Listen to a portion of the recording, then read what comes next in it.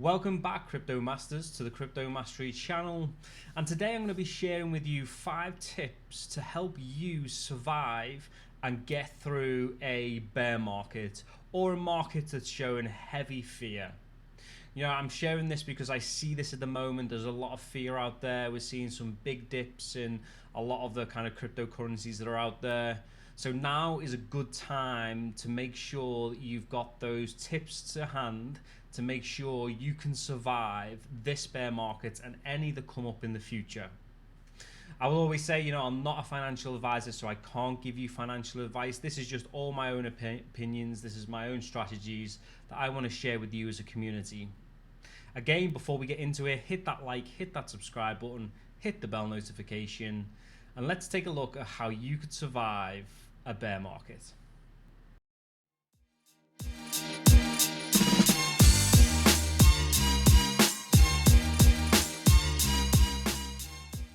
So tip number 1, and this may seem like an obvious one, but I see it time and time again, is only invest what you can afford to invest.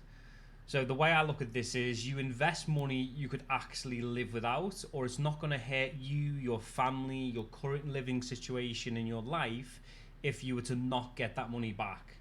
Now, this is critically important. Time and time again, I hear and read stories about people who have invested their life savings, people who've invested, money for feeding their family, keeping their home and everything. And then they've lost it all because the crypto market is very volatile. It's a volatile market. 20% dips, 30% dips. They're not uncommon on a normal period for some of the cryptos, right? They are influenced heavily by influencers, social events. A single person can tweet something and all of a sudden something can completely tank. So the first piece is only invest what you can afford to lose. If you do that, then your life's not going to change, even if that investment turns out to go down to zero, which is hopefully very unlikely to happen. Okay, tip number 2. So this tip is to diversify your portfolio. Like any other investment, even if I was looking at this outside of the crypto space, the more singular your investment strategy is, the more risky that investment strategy will be. So if you were to say, for instance, pump all of your money into, let's say, Ethereum, and let's say that you bought Ethereum $4,000, and you were also reliant on that to, fund your house, fund your income, whatever it may be, then that's a huge risk to have everything in one pot with the belief that that pot is just going to continue to grow, because the crypto markets just don't work like that. I mean, this is a high level snapshot of, just how one of my portfolios looks in terms of how diversified it is. I mean, it might be too diversified in some instances, but I hold larger bags in some cryptos, smaller bags in others. Some are just like short-term gambles and bets, things that I can afford to play around with and lose. But the key piece here is I'm not heavily invested in just one single piece. I've spread the risk across a number, which also means I've spread the opportunity. If a few of them spike, then that's great because I can see gains in multiple areas and that can maybe offset losses in others. So diversifying your portfolio is critical to make sure you are spreading that risk. Okay, tip number 3 is to pull out your initial investment. Again, it sounds quite a simple concept, but when you invest in something, you want to make sure that you're actually pulling out your initial investment at some point to reinvest somewhere else. And then what you have left over is something that basically is for free, right? It's something that you can, play around with. You can leave it to hodl there. You can wait till it gets to a certain point and sell it. But the point is you want to get your investments back as soon as possible, because you don't want to continuously kind of, leave that sat there and leave that unrealized. The IDO space is a prime example. So if you invest in an IDO and you manage to get in it early, then actually drawing back your initial investment and putting that into new projects is important. What you'll have left over is a large bag of tokens that you can then do all the things with in order to move forward and make more money. So the 4th one I want to share is to reinvest and recapitalize on your investment.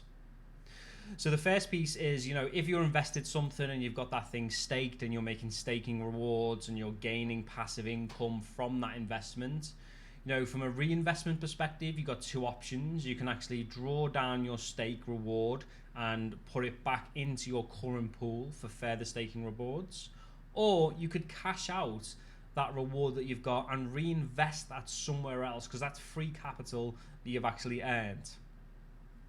The second piece really is that when we look at something like, Sunday Swap, we've got the Ray network tied into Cardano. So, if you've got a large or even a small bag of kind of ADA and you want to recapitalize on your investment, then yes, you've got staking, but you've also got the opportunities in ISPOs now as well. So for instance, let's look at Sunday Swap, right? So what I've basically done with a large part of my ADA portfolio is to actually stake it into a Sunday Swap pool. Now what happens there is I get my ADA staking rewards, so I get 100% of my ADA staking rewards, but I also, just by staking in that pool, I get the opportunity to get returns from Sunday Swap when they go live.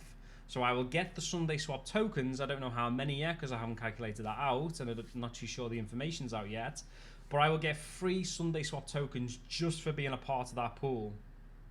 And that's how I can recapitalize on my ADA investment. I'm getting staking as I normally would, and I'm also getting additional kind of profit and income through getting the Sunday Swap tokens when they get realized.